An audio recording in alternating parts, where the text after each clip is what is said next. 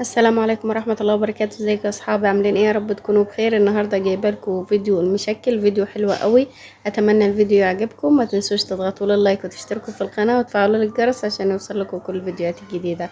فيديو سهل جدا هتنفذيه فورا، واسهل طريقة للناس اللي مش بتحب المحشي علشان شغلها كتير. الفيديو ده هيحببك في المحشي قوي. يلا.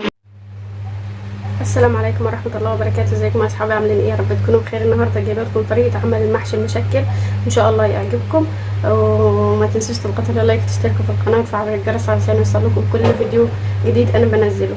عندي بسم الله الرحمن الرحيم، عندي الرز ده انا بسلاه بالشكل ده، الكمية طبعا اللي انت حباها.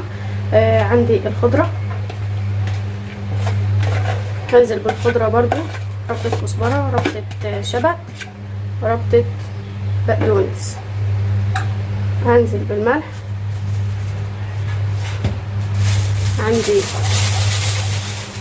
عندي بهارات الفراخ دي بتدي ريحه وطعم حلو قوي. عندي توم،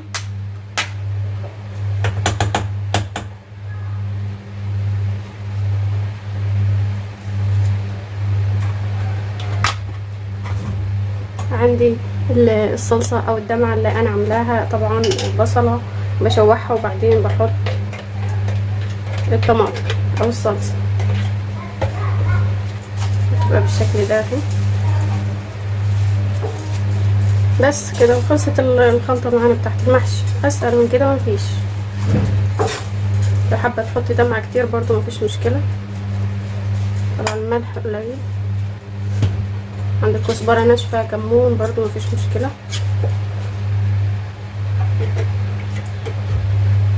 انا بخلي حبه كده علشان احطهم في الميه او الشوربه اللي انا بعمل بيها.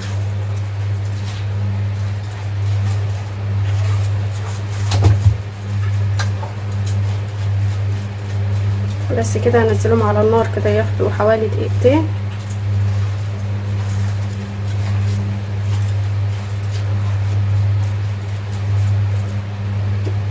يكون شفنا المشكل اللي انا هحشيه.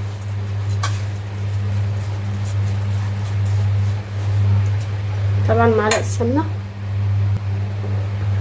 طبعا ومعلقه سمنه او زبده علشان المحشي بتاعي يبقى مفرول.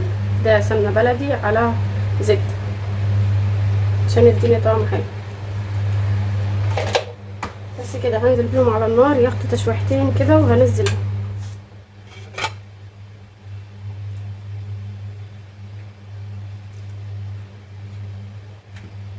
طبعا البتنجان ده انا مقوراه اهو بالشكل ده، حطاه في ميه وملح علشان ما يسودش. طبعا بصفيهم قبل ما بحشي علشان ما يشربش معايا ميه كتير. عندي واحده كده سودا قلت اعملها بالمره اهو. ده البتنجان، وده ورق العنب، وده طبعا الكوسه برضو زي ما احنا شايفين كده مقوراها اهو، تقويره حلوه ومنضفاها وغسلاها ومصفياها في المصفى. وعندي الفلفل برضو انا شايله الذره بتاعته وغسلاه ومنضفاه كويس جدا. بس كده هنشوف الخلطه اللي معانا وهنحكي اهو. المحشي على النار اهو خلاص. هغطيه كده ياخد دقيقه على النار وبعدين اطفي عليه ويبرد. خلاص كده بعد ما جهزت اهي الخلطه هبدا احشي وهلف المحشي بتاعي ورق العنب. طبعا ورق العنب ليه ناحيه خشنه كده وناحيه ناعمه، بلف من الناحيه الناعمه. بخلي الجنب اللي هو الخشن ده بخليه من جوه، وبلف من الناحيه الناعمه بخليها من بره. طبعا لو حابه تحشي ورق العنب لوحده والكوسه لوحدها والبتنجان لوحده وكل حاجه لوحدها مفيش مشكله. بس لو عامله كميات صغيره زي انا كده ممكن تعمليهم في حله واحده، هيوفر عليك الوقت والمجهود والمواعين يعني وغسيلها وكده. زي ما احنا عارفين طبعا في ناس كتير عندها فوبيا من المحشي وتعب وارهاق يعني ومتعب لدرجه ما تصورهاش علشان شغلها كتير.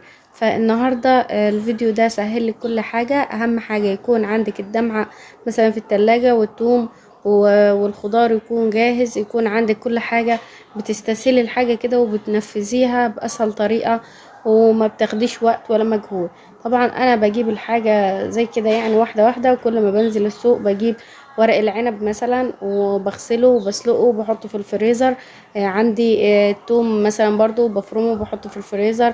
لو عندي الدمعة اللي هو بشوح البصلة وبحط لها الصلصة او الطماطم، وبرضو بسبكها كويس جدا وبحطها برضو في الفريزر. يعني كل حاجة بخليها جاهزة، بحيث ان انا لما باجي اعمل المحشي بتكون كل حاجة جاهزة، ما باخدش وقت. زي ما احنا شفنا طبعا انا نزلت لكم فيديوهات كتير قوي للتخزين، ارجعوا لها هتستفادوا منها جدا. بدل ما كل مرة بتطبخي او بتعملي حاجة بتدوقي التوم او بتفرمي التوم كل طبخة، او الصلصة برضو بتاعتك او الدمعة كل مرة بتجهزي وبتاخدي وقت كبير طبعا في التحضير. فكل حاجة بتكون عندك في الفريزر بتسهل عليك الموضوع جدا. طبعا انا عندي الحلة حطيت فيها يعني قطع بتنجان كده، علشان لو الحلة مثلا شربت المية ما يسودش من تحت او ما يلزقش في الحلة. بس كده انا رصيت المحشي بتاعي كله في الحلة زي ما احنا شايفين. وعندي صلصة زي ما قلت لكم بحط معلقتين صلصة كده، وبعدين بحط الشوربة، او لو عندك مية وعايزة تحطي فيها مكعب مرق مفيش مشكلة برضو. كل حاجة بتكون حلوة خالص، اهم حاجة بتكون نفسك انت في الاكل ايه. بس كده بحط الشوربة بتاعت اللحمة او بتاعت الفراخ او اي حاجة او اي شوربة عندك او مية، وبتحط لها مرق الدجاج وبتحطي الصلصة اللي احنا قلنا عليها، بتخلي طعم المحشي حلو قوي. كمان لو عايزة المحشي يطلع حلو وطعمه جميل كده والريحة توصل لآخر الشارع، بتحطي قرن فلفل حامي، فلفل حامي اخضر كده بتحطيه بيخلي طعم المحشي حلو قوي. بس كده انا بنزل الشوربة زي ما احنا شايفين، بغطي المحشي بتاعي كله واحطه على البوتاجاز على نار عالية لحد ما يفور كده ويقرب كده يشرب ميته. بهدي النار عليه وبوطي وبغطيه لحد ما يشرب المية. وده شكله هو طبعا واحدة واحدة اهي وحلوة قوي. طبعا هو سخن، هجيب طبق او اي صينية كده واحاول اقلبه وهيطلع معانا واحدة واحدة وهنشوفه مع بعض. وهرصهولكوا في طبق. طبعا المفروض انا كنت استنيت عليه شوية بس مش مشكلة، هيهدى كده وهرصه في الطبق وهنشوفه مع بعض.